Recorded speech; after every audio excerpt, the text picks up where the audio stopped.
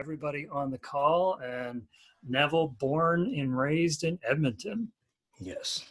And my understanding in Edmonton in the wintertime that they don't actually plow the streets because there's no point. Well, I mean, yeah. Well, I mean, our weather is so unpredictable. Like 1 minute it's like blazing hot in December, next minute it's just dumping snow. So how did you decide the track and field was your thing in the beginning? And then I'll ask the flip side of that in a minute.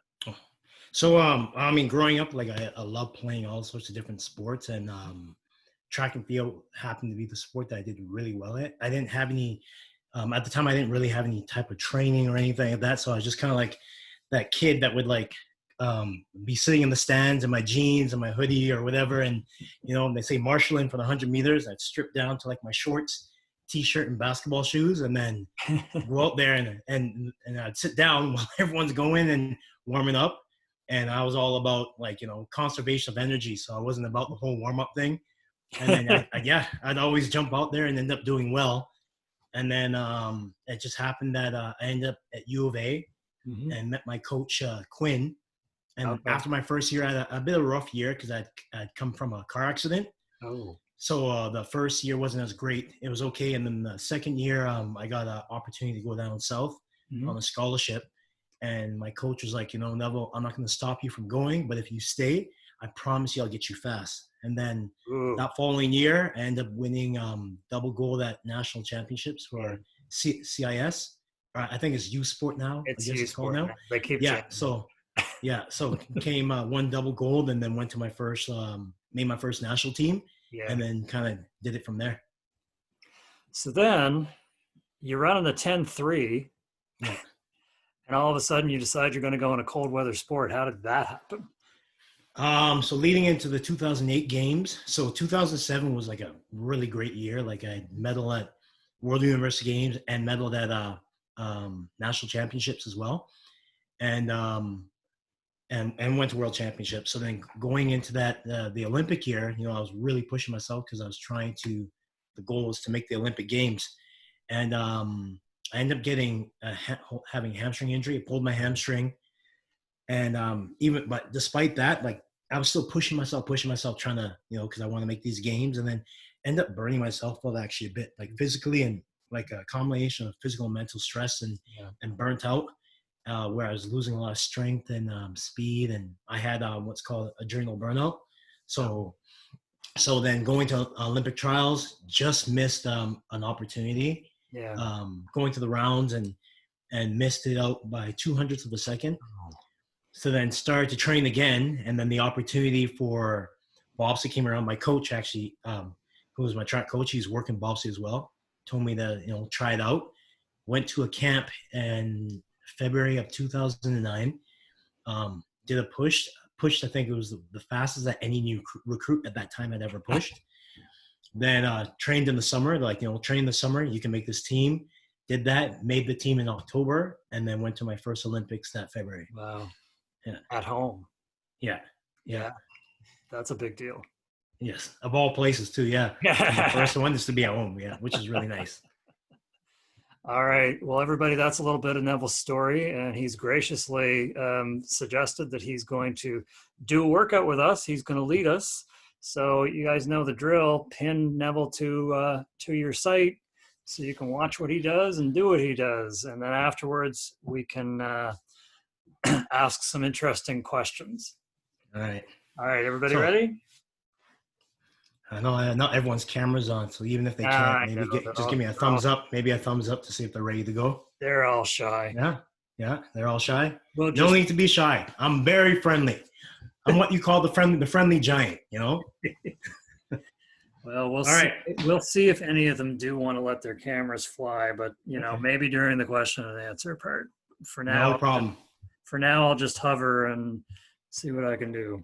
Okay. All right. So what we're going to do, we're going to start off. So we're going to do a bit of a circuit. So we'll start off with a warm-up, and then from the warm-up, we'll get into the workout. So if any time, if you're doing this workout, say you're feeling extra sore or certain things hurt or a certain movement, I always say try to be as safe as possible. Do what you can. It's always good to push yourself, but also to be smart when you're moving. So if you feel like, you know, I need a break, or, you know, I'm starting to fall apart here a little bit, it's okay to pause and then jump back into it. All right? Okay, so we'll stand up and we're gonna start off with jumping jacks. So we're gonna start off with jumping jacks, and then from there, we'll get into some other warm-up stuff. Just set up here so you can see me. All right, so you ready? And go. Start with the jumping jacks. And then what I'll do is I'll call out each exercise, what we're gonna do from there. So from the jumping jacks, now we're gonna go into a forward, backward shuffle, just like this. Yeah. And then from here, we're gonna go into what's called mountain climbers. So you're down here, start with one leg up, and you're gonna switch back and forth, just like that.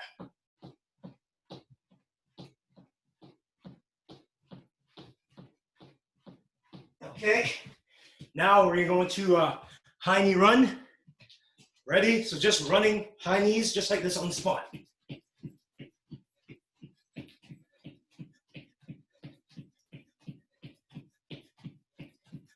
All right, next now we're just gonna do a little bit of mobility stuff. So all you're gonna do is grab one leg, pull up, and then switch.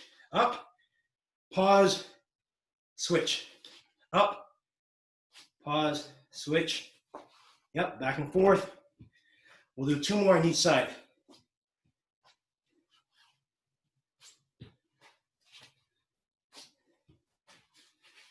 All right, next is aerobis. So all you're going to do, we're gonna hinge at the hip and then extend the leg back. So we're hinging, push back. Think about your heel pushing back and up. Again, and up. Again, and up. 2 more. Again, and up. Last one. Again, and up. Now switch sides. Ready, hinge, push out, back up, out, back up, out, back up, out, back up, and last one. Out, back up. All right, so what we're going to do is we're going to do a combination where we're going to do step-ups.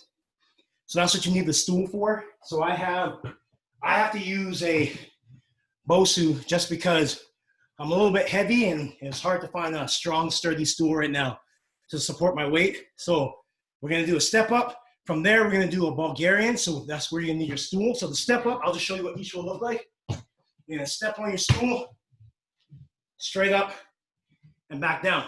Then we're going to switch to the Bulgarian. So I'll show you that after. So grab your stool.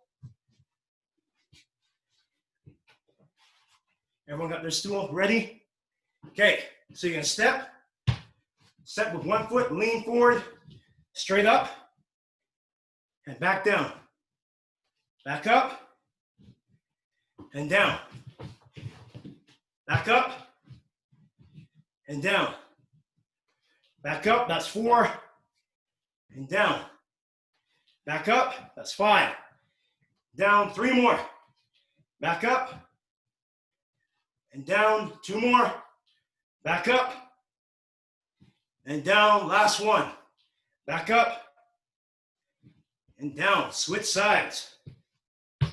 So get set on the stool, ready, and go. Up, and down, that's 1. Up, and down, yep, keep it up. Up, and down, that's 3.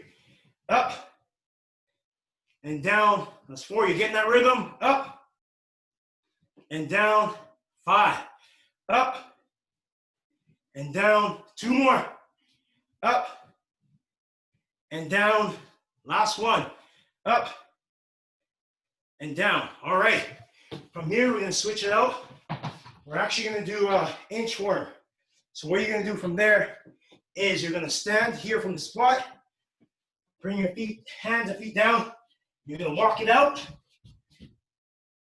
push up, walk it back. Ready? All right, let's go. So walk it out, hold it, push up, back up, walk it back. Stand up, down, walk it out. Push up, and up, walk it back. Again, walk it out, push up, walk it back. 2 more. Last one, or 2 more. So walk it out, down, push up, walk it back. Last one. Walk it out, push up, and walk it back. All right. Everyone's doing okay so far? Grab a drink if you need. Water's always important. We're gonna go right back into the step-ups. So you ready? So grab your stool again. All right, get ready. Start 1 foot. So when you have your foot on, think about putting your weight on your forward foot. Stay nice and tall. Try not to lean over, but stay tall. Ready? Up and down. Back up and down. Back up and down. Back up and down. Halfway. Back up and down. 3 more. Back up and down. Back up and down. Last one. Back up and down. Switch sides. Ready? And go. Up and down. Back up and down. That's 2. Back up and down. Back up, halfway, and down. Back up and down. 3 more. Back up and down. 2 more to go. Back up and down. Last one. Back up and down. All right. Get ready to do the inchworm. Take a breather. I always like to take a little bit of rest because I tend to run out of breath sometimes as well too. So ready? You're gonna touch down, walk it out, hold it, push up position, down and up, walk it back. And stand up, that's 1. Again, walk it out, push up and up, walk it back. And up. Let's go, down, walk it out, push up, and walk it back. 2 more to go. And down, walk it out, push up, and walk it back. Last one. Down, walk it out, push up, and walk it back. All right. So that's it for that part. We're gonna go into the next section. Everyone's doing okay? Thumbs up? Thumbs up? All right. So next we're gonna go into a squat and then a ham bridge walkout. So the squat will be, you get your stool or your chair, and all you're gonna do, we'll do a count, 1, 2, 3, 4, 5, and then we'll pop up. After that, we'll switch to the walkout. So all you're going to do, you're on your back, hips up. You're gonna walk out and then walk back. So it'll be 3 steps per side. All right, you ready? So everyone got their chair? All right, so ready? And we're gonna count, do a 4-second count sitting down. Ready? So don't sit down, but as soon as you get to 5, you're gonna touch your chair and pop right back up. Ready? Let's go. 1, 2, 3, 4, 5. Pop up. Again. 1, 2, 3, 4, 5. Pop up. Let's go. 1, 2, 3, 4, 5. Pop up. Again. 1, 2, 3, 4, 5. Pop up. Again. 1, 2, 3, 4, 5, pop up. That's 5. You think you can handle 3 more? Let's try for 3 more. 1, 2, 3, 4, 5, pop up. 2 more to go. 1, 2, 3, 4, 5, pop up. Last one. 1, 2, 3, 4, 5, and pop up. All right, let's get to the hamstring bridge position. So on your back, you'll start on your back. You'll bring on your back, bring your heels as close to your bum as possible. Bring your hips up, hold it there. And now you're gonna count 6 steps. Ready? Let's go. 1, 2, 3, 4, 5, 6. Hold that, and let's come back. 1, 2, 3, 4, 5, 6. That's 1. Let's go. 1, 2, 3, 4, 5, 6. And back. 1, 2, 3, 4, 5, 6. Let's go again. 1, 2, 3, 4, 5, 6. And back. 1, 2, 3, 4, 5, 6. 2 more. Let's push through this. 1, 2, 3, 4, 5, 6. And back. 1, 2, 3, 4, 5, 6. Last one. 1, 2, 3, 4, 5, 6. And back. 1, 2, 3, 4, 5, 6. All right.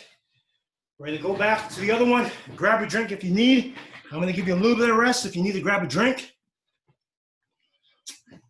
While we're doing the circuit, I like to give rest too, because the big thing is too is that we want to make sure that we can maintain quality of movement. If you're too fatigued, way too fatigued, and you're not recovering properly, that's when the quality of movement is not there, and then you start to fall apart. All right, you ready again? So get in position. And 5-second down. Ready and go. 1, 2, 3, 4, 5. Pop up. Again. 1, 2, 3, 4, 5. Pop up. Again. 1, 2, 3, 4, 5. Pop up. So one thing I want to make sure is that you're contracting the glutes when you're going down. So squeeze those glutes when you're going down and popping up. Ready? 1, 2, 3, 4, 5. Pop up. Again. 1, 2, 3, 4, 5. Pop up. 3 more. 1, 2, 3, 4, 5. Pop up. 2 more left. 1, 2, 3, 4, 5. Pop up. Last one. 1, 2, 3, 4, 5. Down, pop up. All right, let's get back to our hamstring bridge. Ready? Okay. So on your back, heels close to your butt, and hips up. Hold that, and count 6. So walk out 6. Let's go. 1, 2, 3, 4, 5, 6. Make sure you're keeping those hips up and back. 1, 2, 3, 4, 5, 6. That's 1. Let's go. 1, 2, 3, 4, 5, 6. And back. 1, 2, 3, 4, 5, 6. Let's go again. 1, 2, 3, 4, 5, 6. And back. 1, 2, 3, 4, 5, 6. Last 2. 1, 2, 3, 4, 5, 6. And back. 1, 2, 3, 4, 5, 6. Last one. 1, 2, 3, 4, 5, 6. Hold that and back. 1, 2, 3, 4, 5, 6. All right. Good job, everyone. How's everyone feeling? Good? Holding up okay? I think, Steve, you're trying to say something, but you're muted. I'm muted. I think those glute to hamstring ones, Yeah. feel those tomorrow. Yeah. So what we'll do is we're going to go through a core circuit, And then after the core, we're gonna go through some mobility and stretching, because that's gonna be really important, is that every time you're doing a workout, you have your warm up, you have your workout, and then you always finish off with a nice cool down. All right, so we're gonna do a few core exercises here. So I'm gonna bring this down a little bit lower. All right, so now what we're going to do is we're gonna do 10 minutes worth of core, but we're gonna break it down. We're gonna do it, yeah, woo! We're gonna do it, what we're gonna do is we're gonna do up to 30 seconds. I'll give you a countdown. If you can only make it up to 20, that's fine. If you have to pause at 15, that's fine as well, but we're gonna do this together, all right? Okay, so the first one we're gonna do is a full sit-up. Ready? Let me just get my timer here, because I use a timer when I do it. All righty. Ready? So full sit-up and go. Down and all the way up. If you can put your hands on your shoulders, that's great too. And all the way up, yep, keep going. Just work at your pace. If you can go fast, go fast. If you need to go slow, go slow.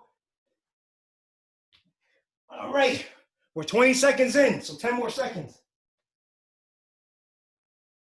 5, 4, 3, 2, and 1. All right, so the next one we're gonna do now is we're gonna do heel touches. So all you're gonna do is you're gonna lay on your back and you're gonna shuffle side to side your hands and touch your heels from side to side. So it'll look like this, side to side. Ready? So on your back, and 5, 4, 3, 2, and go. Heel touches. Touch those heels. If you touch further, if you can get closer to the top of your toes, that's very good. I know I'm not going nowhere near my toes, but I can get to my heels. Keep going. We're halfway there, 15 seconds.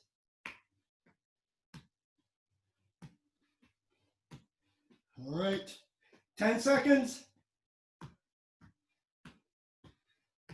5, 4, 3, 2, and stop. All right, next we're gonna do Superman's. Does anyone know who Superman is?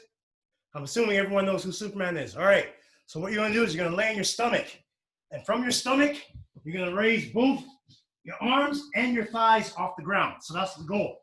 You're gonna hold it for 2 seconds and then back down. All right, you ready?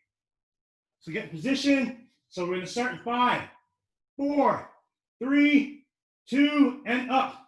2-second hold and down. Back up, 2-second hold and down. So that's what we're gonna keep doing. 2-second hold at the top and then down. Yep, keep going. And down, 15 seconds. And down, 10 seconds left.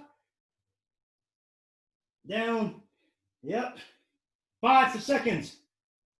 3, 2, 1, and down. All right. Now we're gonna go deep sea diving. So pretty much what we're going to do from here is you're gonna lay on your back and you're gonna lift your feet up and down. But what's gonna happen is it's gonna barely come off the ground. So you're just gonna touch the ground with the heels, and you're gonna switch back and forth. So ready? On your back, in 5, 4, 3, 2, and let's go fishing. 1, let's go.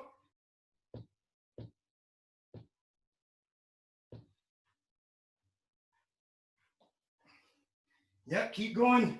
Make sure you're breathing. We're 10 seconds in. Halfway. This one's a little bit of a burner here. 10 seconds. And push through. 5, 4, 3, 2, and stop. Woo! All right. We're gonna go on our side now. Everyone's doing okay though? Thumbs up, thumbs up. All right, you're surviving. All right. Next, we're gonna go on our side and we're going to lift the legs and upper body. So just like that. Ready? So we're gonna go, I'm gonna give you a little bit more rest because that one was a bit hard. So we're gonna go in 5, 4, 3, 2, and let's go. Up and down. Just up and down. There you go. Way to push through, everyone. Even for the screens I don't see, I can feel your energy. I know you're pushing through. So good job to you. We're halfway through. 10 seconds. In 5, 4, 3, 2, and 1. All right, we're going to switch sides. Let's balance it out. I'll give you a little bit of rest, and then we'll go. All right, we got 15 seconds to start. Hope everyone's doing okay. All right, so let's begin in 5, 4, 3, 2, and let's raise. Let's go.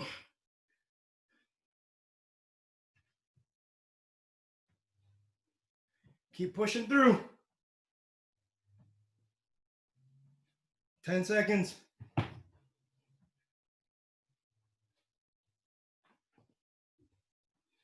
We're past the halfway mark. 10 seconds left. In 5, 4, 3, 2, and stop. All right, next, we'll go to crunches. We only have a few more. Everyone's doing great, so I'm commending you. Good job, everyone, so far. All right, so the next one, we're just gonna do crunches. So pretty much like the sit-ups, but we're not gonna come all the way up. All right, so we'll start in 10 seconds. In 5, 4, so you're just gonna come up like that. Shoulders off the ground. 3, 2, and let's go. Shoulders off the ground, and push straight up.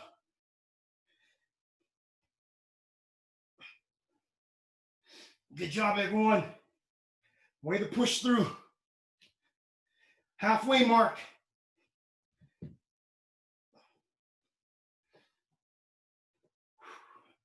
Make sure you're still breathing. Keep breathing. 5, 4, 3, 2, 1. All right. We're going to go back to Superman's, but this time we're going to do opposite arm to opposite leg. So you're going to raise the opposite arm to the opposite leg when you're on your stomach.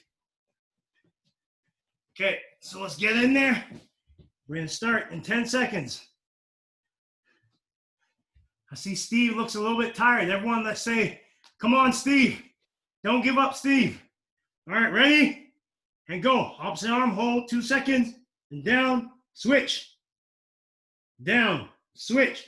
So do a 2-second pause at each, and down, switch. Down. Keep pushing through. We're at the halfway mark. And down, yep, keep going. 10 seconds. In 5, 4, 3, 2, 1. All right. Think you can handle two more exercises?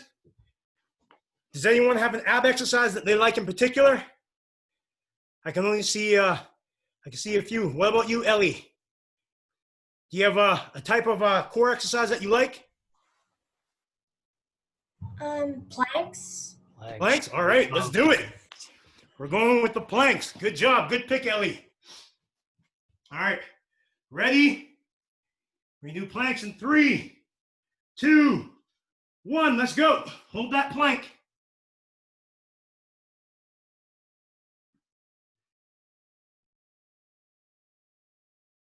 Good job. 10 seconds in. Halfway mark. 10 seconds left. 5, 4, 3, 2, 1, and down. But we got to make sure we balance it out, so we're going to do a side plank.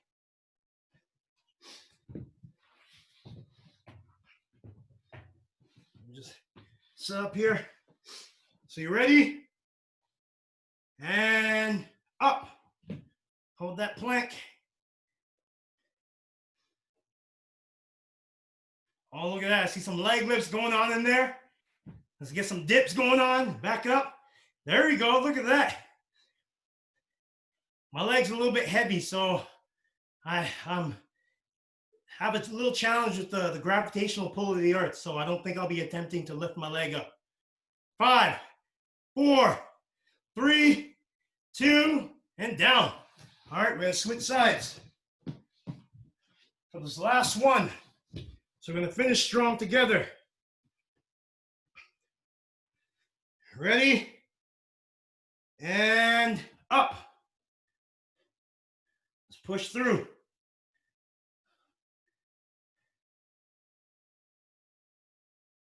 Good job, everyone. Good job.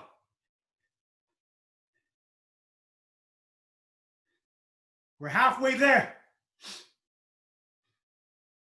10 seconds. In 5, 4, 3, 2, and down. All right. Good job, everyone. All right, we're going to get into some stretches here now. Everyone's doing okay? Those side plank dips, those are courtesy of Sam Effa. All right, all right. So the first thing we're going to do is we're going to stretch out our hamstrings. So start off one leg in, one leg out. And we're going to lean towards the foot. So ready? And lean towards it. If you can grab your foot, that's great as well. And just hold it for a bit, making sure that you're breathing.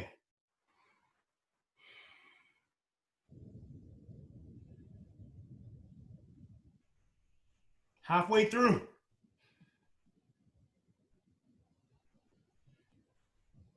Ten seconds.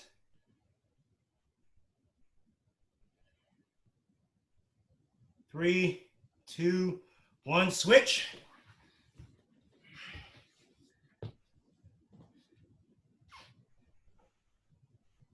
So what kind of, is this only track and field, or do we have other sports here, other athletes? We've been opening it up to all the sports, Okay. but we haven't had too many takers. I think everybody wants to stay in their own bubble.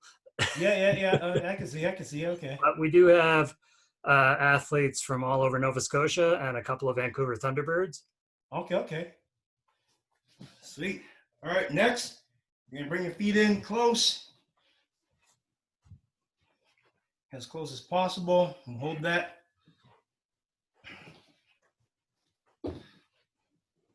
Thunderbirds has the club, right? Yeah, my friend Cindy Foley is one of the coaches there. And, Okay. And Laurier Primo is one of the big guns there as well. Okay. So it's been fun getting to know them and the rest of our athletes across the province. This has been a pretty cool experience. Yeah. And we've been very fortunate to have a lot of people like yourself willing to give their time, and we do. It's always a pleasure. All right, next we're getting to a lunge stretch. So all we're gonna do, one leg in front, one leg back. So get in the lunge position, and from there you're just gonna lean forward to that lunge. Get that stretch to that hip flexor.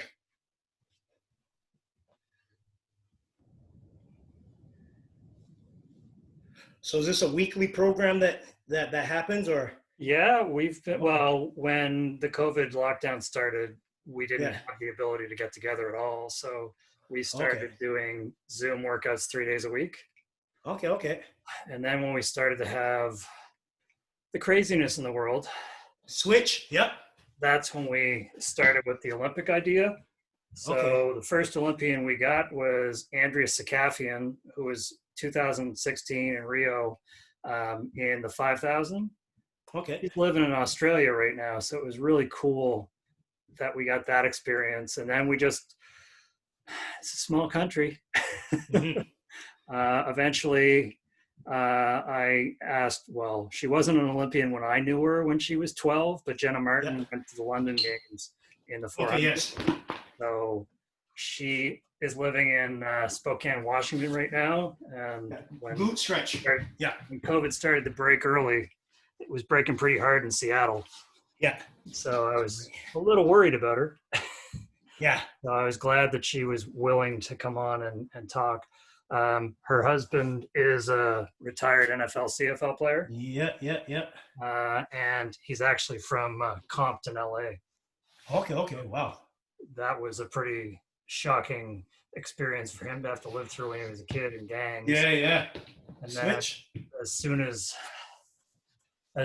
the Minneapolis killing started, that that was something for me. We hadn't spoken to any black athletes at this point, Okay. and it wasn't really because we had been not trying to. I was trying to get sprinters. I kept getting distance runners, Yeah.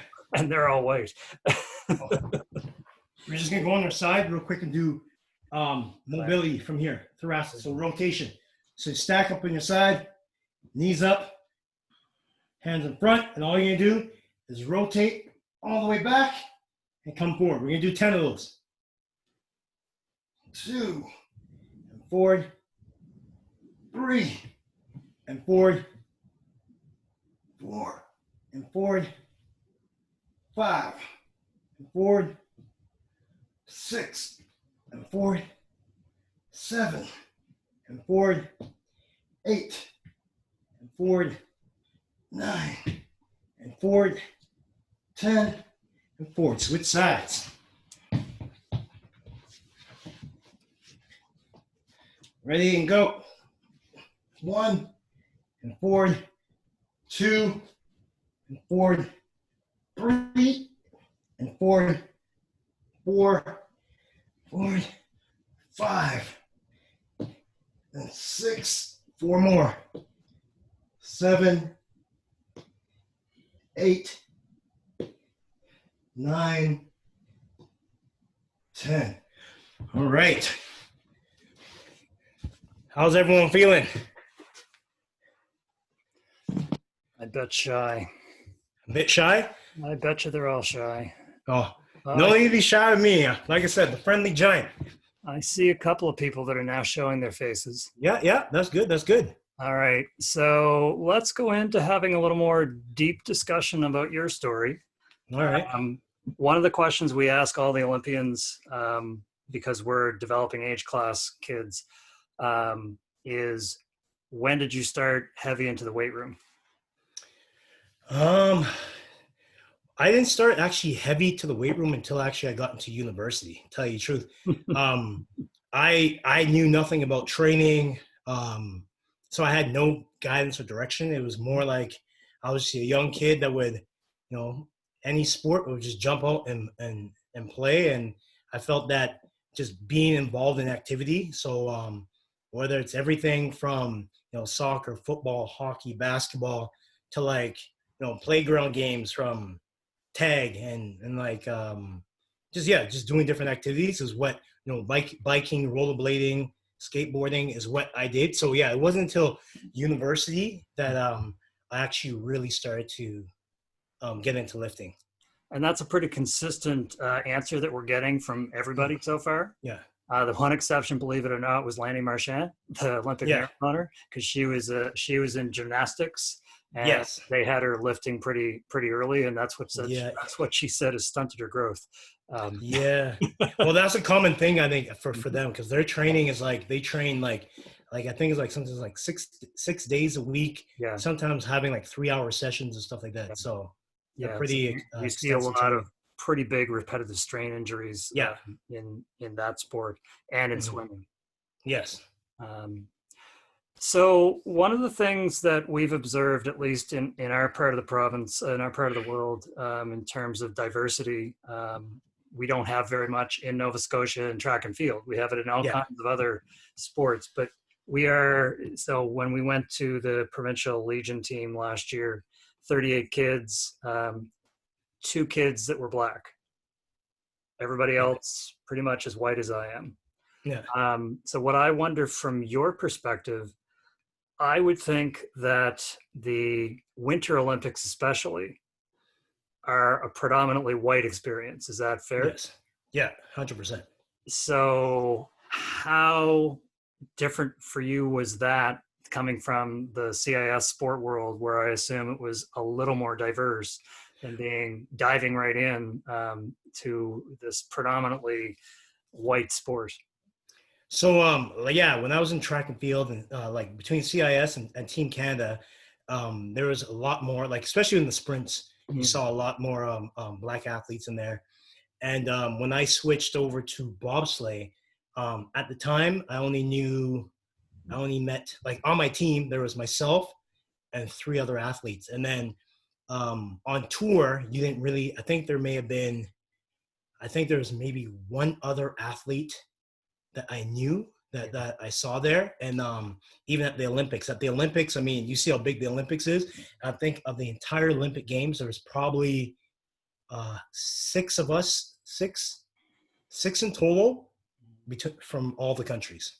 Wow. Actually, 6, yeah, between 6 or 7 of all the athletes that were there. So, I mean, it was a bit different because, I mean, like, at times, I'd say for myself, it felt a little bit lonely at times because I didn't really have anyone to really, I guess, connect with. Like you try and connect with your team and stuff like that, but it's a little bit different, especially when you're the minority and you kind of stick out like a sore, stick out a bit. So it's like that was a little bit different, but I mean, in the end, I never allowed it to distract me because I knew, I was there for a particular goal, a particular objective. Mm-hmm. And because I was able to focus on that, those other things, like once in a while, like when I had my downtime, I'd think about it, but I didn't really have time to think about it when I was training and competing.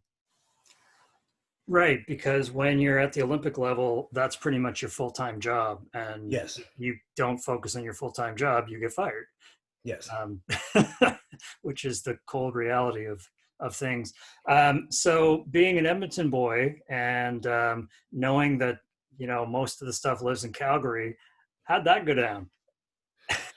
So when I made the team, they wanted me to move down to Calgary, live down in Calgary, but I couldn't justify living in Calgary because when I switched over, because I went from track and field where I was getting funded to bobsledding where I had no funding, and so I was commuting back and forth, and then once I start, like when I made the team and everything, like I commuted back and forth for 10 years. Wow. And I did that because, like, I have my family here in Edmonton, and Edmonton was a great support system. Yes. It's nice when you're a local athlete and you can have your local town support you. So sponsorships and therapy, things like that. Like I had a lot of support here in Edmonton for that. So I couldn't justify going to Calgary to a place where I had no family or no one and bring my family there and then not have the support. And then after leave my family there for like, a big chunk of the year with no support system. So I'd rather be home and do the commute. So sometimes I would commute where sometimes I get up early in the morning, like 5 something in the morning, drive down to Calgary, go sprint and lift or push, whatever we're doing, and then leaving by like 4 or 5 in the evening to come back home that same day. Or I would do and then come back again like the Wednesday, or I'd stay for a few days. So I kind of mixed it up a bit. Mm-hmm. But you'd be asking about another 4 to 6 hours of commuting time to your day? Yeah. So basically, by the time I got home, I'd get home probably around 8 something, 7, 8 something. It all depends. Sometimes there's been times where I was just really tired. So, I mean, obviously it's real dangerous to drive while you're tired. So I'd actually pull over in Red Deer, which is halfway between Calgary and Edmonton.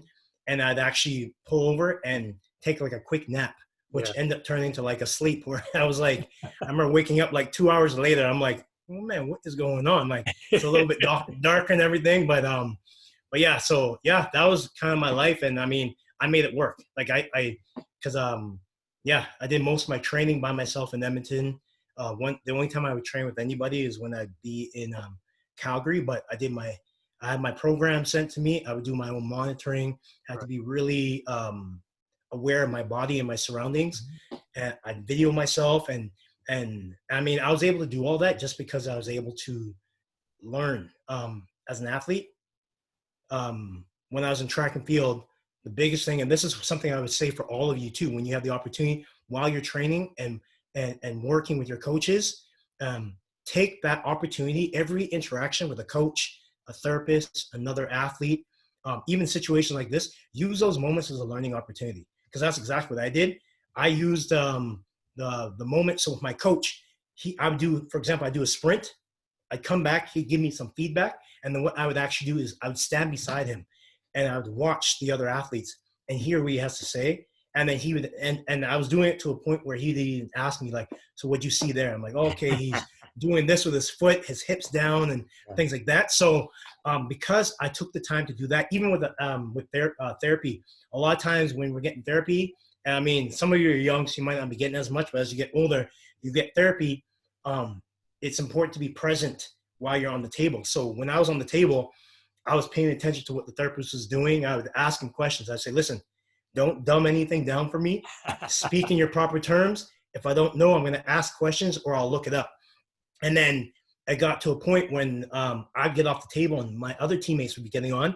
I would stay and observe as well too, so I could learn more about the body. So that's the biggest thing I think that's helped me, where I was able to train by myself and help my longevity as an athlete. Because yeah, 3 Olympics, you don't do that on just talent alone. Yeah. A lot of hard work and dedication. Let's talk about another aspect that we haven't talked too much about with these kids at all is your diet. My diet. So in track and field, so once again, it was all about guidance. When I was younger, I didn't know anything about it. I was just saying, you know what? I see food, it's gonna fill me up and it'll give me energy. I'll give you one story. When I was starting out in track and field, and I was rushing because I came from school and I had to take the bus to get to the track. And I'm like, I need to get something fast. So the fastest and most convenient thing to eat was Ichiban noodles and hot dog. So I had 2 hot dogs and Ichiban noodles. And I'm rushing to the track, and as I'm going, and I'm not even giving my stomach a chance to settle on the food to digest. And then all of a sudden, I don't know what the workout is. And I get there and they're like, we're going to do 8 200s at like, 75, 80%. So I was like, hot dog. All right. No. Yeah. So I do about 2 or 3. After like the third run, I just remember like I was there and I was like, I started feeling like real woozy. I'm trying to catch my breath and stuff. And like, I'm getting all the signs that something bad is about to happen. It was like a movie. Like first I started to sweat. My mouth started getting watery and stuff. And my stomach's like breakdancing and making noise and everything. And I was like, oh, and like someone was looking at me. He's like, you don't look too good. I was like, oh, yeah, I feel like I don't feel that great. Mind you, I've never thrown up before in the workout. The only time I've ever thrown up is being sick. And I just remember I was like, and all of a sudden I just threw up. And I remember one teammate, like athlete, walks over and he looks and he's like, you were eating noodles and hot dog. And I was like, and then a few others like, are you okay? I'm like, yeah, but I think I'm going to do it again. I just remember sprinting as fast as I can. I dove in like these bushes and just started throwing up. And it was like, and after that, to tell you the truth, I didn't even come back to training for about 3 weeks because I was so embarrassed because I've never thrown up before like that, especially throwing up in front of everybody. Yeah, right. So, yeah. But then after that, like my diet, like in track and field, it got a lot cleaner where, consuming a lot of vegetables, meats, vegetables, and like healthier, like more nutrient dense foods, which is like, fruits, vegetables versus energy dense, like pastries and stuff. And then bobsledding, it switched a bit where we burn and expend so much energy that because it's a gravity sport, so we have to stay heavy. So at that point, you're just trying to stay heavy. So while we're still eating clean, but then we're just we're not picky in what we choose. So I mean, if there's a piece of cheesecake that I see there that is like, you know what, I'm just gonna eat it, kind of thing. So it's very cool. All right, let's see if anybody has a question. I don't. Oh, Liam has a question. Liam's one of our sprinters. All right. Whoa, say it again, Liam. You're breaking up. Oh, what's the most fun about bobsled? The most fun about bobsledding? Is that what you said? Yeah. All right. The most fun about bobsledding, I think, for me is to be able to line up and you're basically challenge yourself against the clock, and then going down the track. I mean, depending on the track though, some tracks are really nice, like a water slide. Other tracks, I start thinking about like, man, why was I even doing this sport? Because then some tracks are so rough. I remember one track, it was so rough. It was my first time going down in the four man. In the four man, have you ever how many of you taken the school bus before? Okay, so if you go over the school bus and you go over in the school bus and you go over a bump, who gets the worst of it? Whoever's sitting in the very back. And that was my position. So it was like bang, bang, bang. And I remember the only way I can explain it is when I knew the track was done is, you know what pinball is? It was like that. Or it was like someone put me in a little can and was like shaking me up like this. And then once I stopped shaking, that's when it was over. So there are some tracks that I wasn't a big fan of. But yeah, I think going down certain tracks is my favorite thing. And then just pushing it. All right. From text, Jason and Mel want to know what's your personal best in a box jump. My personal best in the box jump, so 68 inches Yikes. is the highest I've ever jumped on a box jump. And then I've jumped over a 70-inch bar. So 68 inches is about, I think that's about 5'3", 5'4", maybe. Yeah, I'm gonna take a lot of protest that because that bar, Put it this way. that's significant. Yeah, put it this way, it was really high. Yes. All right. I'm not seeing any other brave people asking questions. Feel free. This is the opportunity. You might as well take the opportunity. I hear. All right, I'm looking. Sophie almost looks like she wants to ask a question. No, she always looks like she wants to ask a question. Okay. All right. Oh, okay. Tertius wants to know, how fast does the bobsled go? So the fastest I've been in the bobsledding, bobsled is about 154 kilometers. The fastest that has ever gone is 155 point, I think 3 or 4 kilometers an hour. Yeah. So just think about like, the highway, how fast you're allowed to go on the highway. So, up to 120. So you're going as fast as bobsledding, a bobsled, your parents are getting speeding tickets for sure. Stunting charges would apply. Yeah. All right. Let's ask an interesting one about the George Floyd situation. Okay. We've had a month and a half or so since it happened. Have you seen any changes in Edmonton? Positive changes? The changes that I would say I'm seeing are like obviously some micro changes where we're having more of our community come together and like support that. I think I'm realizing people are starting to be more conscious of kind of like what's going on, being aware just with some of my conversations that's been happening.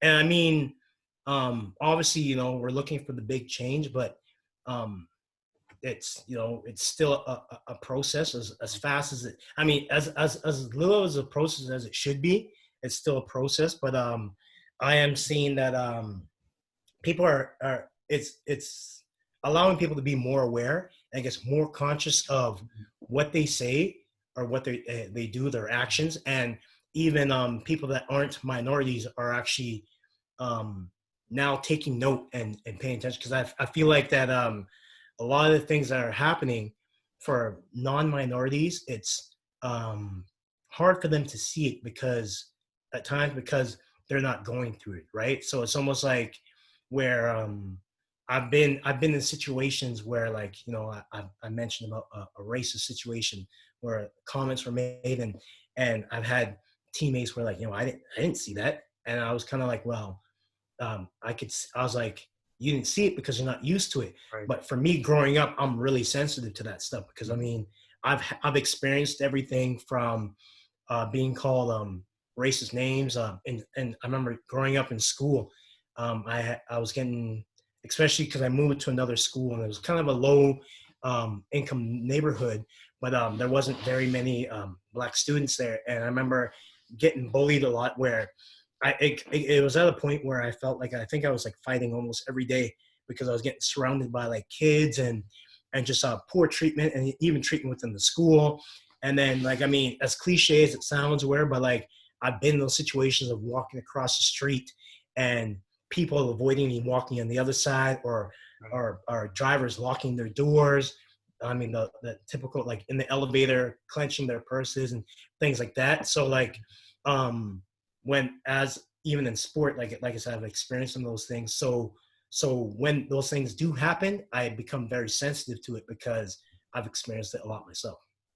Yeah, it's interesting when you talk about the non-minorities point of view. Sidney Crosby from our neck of the woods, who's an Olympic teammate of yours, Yeah. he chooses his press releases very carefully throughout his professional career, and I think he waited enough time to sound well, not to sound enough time before he responded to be sensitive to everybody else who lived it. And his comment was, I haven't lived this. This has awoken me to wanting to become more aware about it. And like you said, make it a learning experience. I was lucky enough last week. I was in a coaching virtual training camp. One of the guests was Steve Kerr. So I'm watching the Last Dance, just like everybody else is on Netflix. Kerr's in the middle of the Michael Jordan show, and then he's in San Antonio, and now he's the coach of the Golden State Warriors, who have won and almost won last year. And he was asked about this, and he said that one of the things he does in the off season is he reads everything he can get his hands on, but he had never really been exposed to any more than I had been, of being aware, being overly aware, being sensitive to it. And that was his advice for everybody. And I went away from that and I said, my father, before he passed, was always on me to read the Book of Negroes. And last week, after that conference, I started reading it. Oh my goodness. First of all, it's a really well-written book. But second of all, from reading that book, all about the slave trade of the 1700s, to me made it loud and clear, this is why we need to have a movement called Black Lives Matter, because it started there. And I want to say we know better, or at least we know better now. But when I think about, in my lifetime, we had Rodney King in the 90s in LA, and we've had attack after attack after attack. I really hope the micro changes that you're seeing means that you won't have to tell your kids how to stay safe the way your parents would have had to tell you. That's what I hope comes out of this. And I think the only way that happens is with more dialogue. Yeah, and the biggest thing is education. I mean, I've talked to a few, actually. I've talked to some individuals as well about like trying to push more Black history into the school system, because I mean, the month of February, like it definitely should not be restricted to just one month, because I mean, there's a lot of history that, and I feel like through education, you decrease ignorance by education. Right. So I think that's a really important part: education and then dialogue.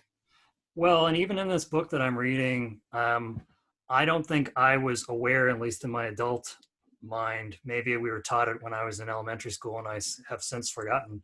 But with the start of the Revolutionary War in the States to secede from Britain, boatloads after boatloads of Black settlers came to Nova Scotia. They came from all over the east coast of the States.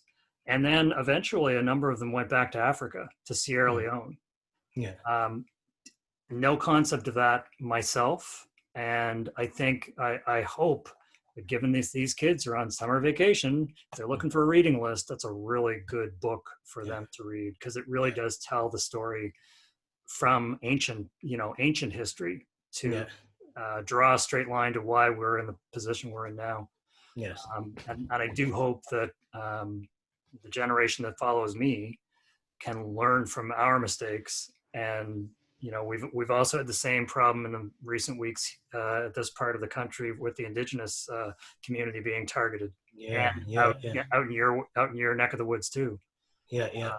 And every time I hear something on the news about somebody being assaulted and somebody killing somebody else, I at this point I say to myself, please let this person be white. And I know that's sad for me to think that, but I really hope that it doesn't happen to a black person right now, because too much has happened too recently. Yeah, But it's 100%. the ones we don't hear about that I think are the ones that we have to be advocates for. So Yeah, we got George Floyd on video, so great, it started something. yeah. But what about all the people that aren't on video? On video, yeah, and that's the thing too, because a lot of people are like, I think, are surprised, are kind of like, oh man, this stuff is happening now. I was like, no, there's a lot of things that have been happening. It's just, there wasn't. Can you imagine, like, back then, like, if they actually had, because I mean, we're in the technological age now where we have camera phones and things like that, where people can just pull out and record right away, right? So, I think, yeah, now it's just being recorded a lot more. But yeah, there definitely needs to be a lot more awareness of just with everything going on. And like I'll reiterate, like, education and dialogue is going to be really important. All right, Neville, this has been great. Yeah. We're gonna let you out on this. Have you retired from the bobsled? I did retire actually. It's been now. Yesterday was a year since I put in my retirement notice from bobsledding, but I still plan on doing some like still being engaged in sport. I know World Masters is planning on coming to Edmonton for next year, so I don't know if that's still going to happen. You might see me there. So You should get your starting blocks and get you ready. yeah. Well, I've been doing a little bit of training and stuff like that, but yeah, I think I want to jump back in and do some track again. And, yeah, see where it goes from there. There's always something left in the basement. Yeah. Oh yeah. All right, Neville, thanks so much for taking your time, and we me. look forward to seeing you at World Masters. All right. And, my mother's cottage is available to you if you get to Nova Scotia sometime soon. Right on the Appreciate it. Appreciate it. All right, thanks so much. Have a good night, everybody. Yes, thank you for having me. Bye. Take care, everyone. Thank you.